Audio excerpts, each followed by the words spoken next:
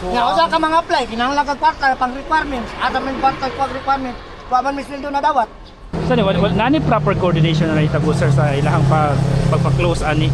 Wala gid sir, diretso rin lang gid. Dito sir, kami tanan ibang tiunan mi. Kitutukan man lang.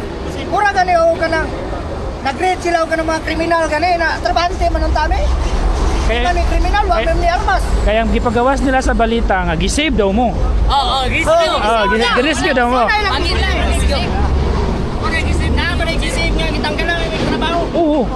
Girisyo, pagi. Girisyo, di ba? Isa pa, moingon sila nga girisyo, wala man may kidnap sa kumpanya. Oo lagi. Wala man may kipay-stay niya. Wala man may pistiin.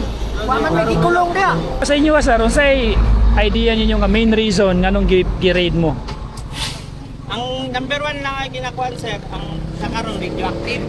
Ang number one nila ginakuan sa company kasi kuan na sila sa dos chemical sa kumpanya.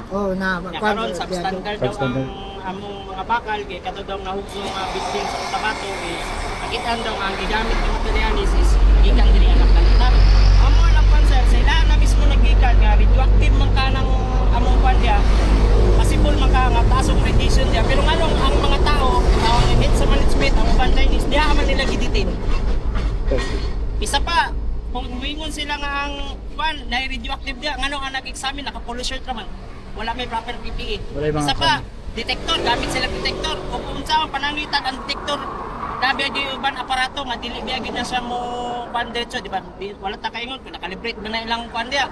Ang isa pa sa mga ano, muingon man sila dahil nga nga wala man sila nagkandak og laboratory testing sa mga materialis nga naa diha sa sulod. Kay kung muingon sila ang radioactive sa mga dire, nalay tingdugay diri nga trabante. O may nangausa sa mga. Ang ilaana. Diretso, dugay na rin nga company sir, nga ikauban na mo dire. 8 years, 9 years, 100 ka ron sir. Kami, 10 years. 10 years. 10 years na sir. Oo. Wala may nakuhan sa mga sir. Lambok may ko. Ang kuha na sa NPA, mag-grade.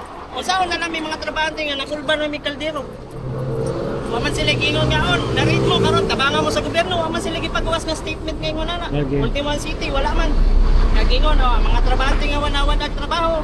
Namoy madawat gikan sa gobyerno, isuporta sa mga trabahante. Wala man.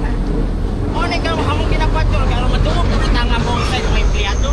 Okay, ang ipagawa sa social media, ang kwan lang sa kumpanya, ang pagpandaw sa kumpanya, ngay ngani wa sila naglantaw sa mga dagan kami trabante. Ang gi-report ito 174 ra kung butong nun 300 ka pin. Nakaron asa may kwan, maingon sila dagan mong duli. May mag-atiman ng diretso sa duli. Na naman ay ginakuan nga proseso ang duli, di ba? Tinod. Yung pareharing karon. Wala may mga trabaho. Labay may mga estudyante. May mga anak. Pangkuha na mo, pangwarta. Wala naman yun. Board pa ginang uban sir. Board panguban. Gawa sa inyo ha. Gawa sa inyo ha na apektado kamo ng mga trabahante diya sa Mighty State. Kami pod ang mga sir. Kanang negosyante. Apil pod mi na apektado kay di naman may ka-deliver. Oo. So mo nay amo ang gianhi pod dire para mo simpatiya pod sa inyo no. Kay kami pod bisan og dili may trabahante diha sama ninyo isa pod mi sa napiktuhan kay di Yes, man sir. pod mi makadeliver diha sa kumpanya no.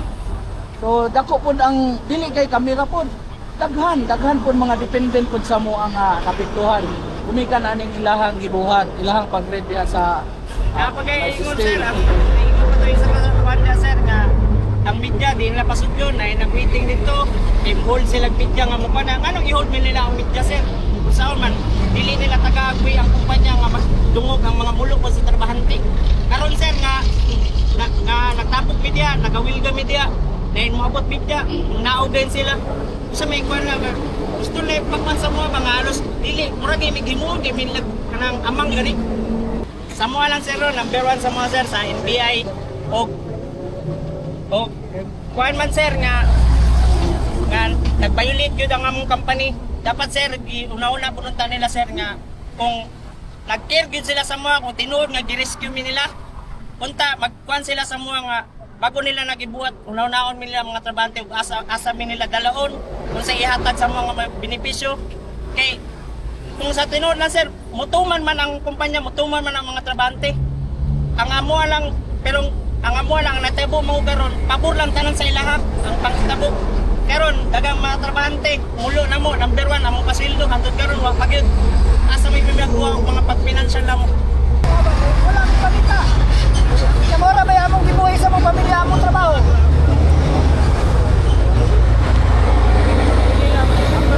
Sir, sa pangalan nimo sir? Dante Columba, sir.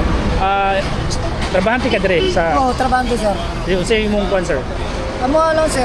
Inahot ni na ay mo pa sa mga na sa tuang panggobyerno ba na tabangan mi nila kay gikulban man mi nila diretso trabaho gud.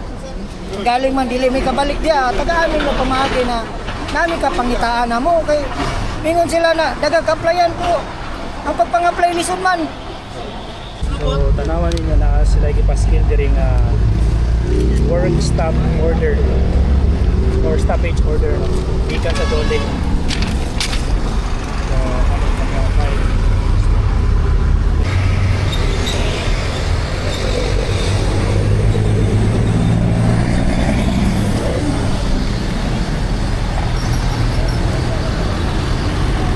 So So sir, isa ka nga business owner na apektado. So sa may masulti nimo sa nakitabo? Actually na ako karon dire aron mo simpatiya sa mga worker dire no. Na sila dire nag tapok sila dire na mga worker sobra 300 sila ka buok dire na naa kay gusto nila na mahibaw-an pod ang tingog sa kumpanya. So kami nga mga negosyante pod naapektuhan sad mi sa amo ang negosyo gumikan kay naay ang kumpanya sirado di nami maka-deliver. Muna kami nang hangyo sa mga kinaukulan no, so labi na sa NBI na kung doon na sila yung mga nakita nga dili maayo diri sa kumpanya dapat iagi og proseso. Proseso lang gyud ta para dili lang maapektuhan kining mga trabahante nga niya diri karon. Kung doon na may nahimong labag sa kumpanya, dapat dito ra sa kumpanya iagi dili apilon ang mga trabahante. Labi na pod sa amuan ang mga negosyante. Grabe. Sakit sa kong duga no na makita nga niya karon sila diri nagpadayag pod sa ilahang mga hinaing gani na ako'y nadunggan sa ilahang nga wala na sila'y malungag, ilahang mga anak wala na halos makaon, gumikan lagi kay wala pa sila na sweldo sulod sa 2 ka semana na. Sa amo pod sa isip negosyante dili lang kay ako lang pod. Negosyante sa tibok Davao nga ingon ani sa amo ang negosyo, klase sa negosyo dako pod kayong epekto sa moa. Kay bisan sa Cagayan, sa Davao City wala naman mi ma-deliveran. So unsaon man amo ang negosyo, manang karon among hangyo unta sa ato ang panggamhanan karon. Nga unta dili apil-apilon katong mga yanong negosyante o katong mga yanong mamumuo. Og naa sila yung mga nahimong mali, sila lang iproseso nila, ayaw iapil ang mga sama namo og sama sa mga tao nga niya karon diri.